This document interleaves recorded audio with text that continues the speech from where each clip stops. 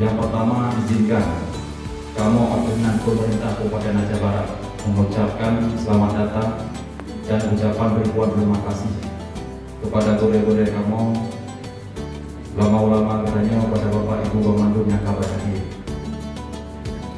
Ini adalah acara yang bersejarah. Bersatunya ulama dan umara merumuskan konsep syariat Islam ke depan.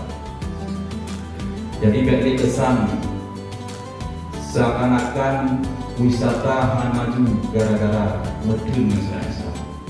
Ekonomi han maju medun syariat Islam. Dengan ulama pemerintah bersatu, maka wisata harus maju, ekonomi harus maju, syariat Islam pun wajib.